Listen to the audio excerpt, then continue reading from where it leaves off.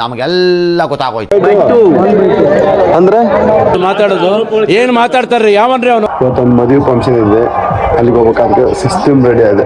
ಎಲ್ಲ ರೆಡಿ ಆಗಿ ಬಂದಿಲ್ಲ. ಸಂಗಪ್ ಬಂದಾಗ ಒಂದು ಚಹಾ ಕುಡ್ದು ಹೋಗ್ಬೇಕು. ಈಗ ಚಹಾ ಕುಡ್ಲಿಲ್ಲ ಅಂತ ನೋಡ ನಾವು ಕೊಟ್ಟಿರೋ ದೇಶ ಇದು.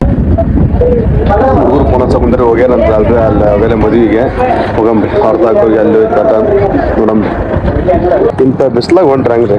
ಅಲ್ಲಿ ಹೋಗ್ಬರ್ರಿ ಸೀದಾ ನಾಳೆಗೆ ಹೋಗಿ ಪದ್ಧತಿಯಿಂದ ನೋಡ್ರಲ್ಲ. ನಾಲ್ಕನಿಗೆ ಬಂದೆ ಇಲ್ಲೇ ಇವನೇನು ಮಕ್ಕ ಹೇಳ್ತಿದ್ದಂಗೆ ಇಟ್ಕೊಂಡವನೆ. ನಾನು ನಾವೇನ್ ಬಿಗ್ ರೆಡಿ ಆಗಿ ಹೊಂಟನ್ರಿ. ಹಾ ಮಮ್ಮ ಬಿಗ್ ರೆಡಿ ಹೊಂಟಲ್ಲ. ಬರೀ ಇಂಥದೆಯಾ ಊಟಕ್ಕೆ ಸ್ಟಾರ್ಟ್ ಆಗೈತಂದ್ರಿ. ಹೋಗ್ರಿ ಯಾಕಂದ್ರೆ ಊಟ ಮಾಡಿ ಬಂದ್ರಂದ್ರಿ. ಊಟ ಮಾಡಿ ಬಂದ ಏನೇನು ಆಯ್ತು ಹೋಗ್ತಿಂತ ಹುಡುಗರು ಬಂದ್ರಿ. ಹೋಯ್ಕಟ ಅಲ್ಲಿ ಮ್ಯಾಗ ಹೋಗ್ಬೇಕು. ಕೆಜಿ ಮ್ಯಾಗ ಹೋಗಿ ಬರಮ್ಮ. ಹುಡುಗರ ಕರ ಬಂದ್ರು. ಎರಡೆರಡು ಕೈ ಯೂಸ್ ಮಾಡಿದ್ದೇನಪ್ಪ. ನಾವು ಸಣ್ಣ ಕಡೆ ದುಡಿಯೋ ಕುಂತ್ಬಿಟ್ಟು ಎಲ್ಲಾರು ಹಿಂಗದೆ ದುಡಿತಾರೆ ನೋಡು. ಎರಡೆರಡು ಕೈ ಹಚ್ತಾರೆ. ನೀನು ನೋಡಿದ್ರ ಕಂಗ್ರ್ಯಾಚುಲೇಷನ್. ಓಕೆ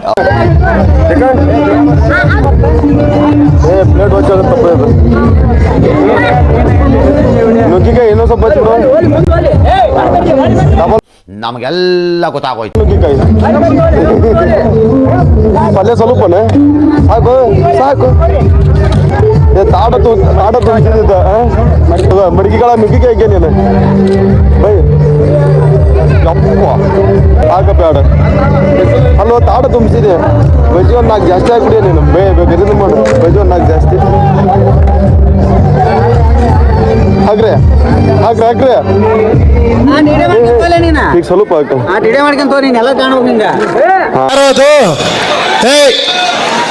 ಹಾ ತಾಡಕರ್ ತುಂಬಿಸಿದ್ರೆ ಮತ್ತೇನು ಬಾಯ್ ಇಲ್ಲೇ ಅಡಿಗೆ ಮಾಡಿಸಿ ನೋಡು. ನೋಡು ಅವ್ರು ತಾಟ ಎಲ್ಲ ತುಂಬೈತಿ. ನೀವು ಮಾಡಿ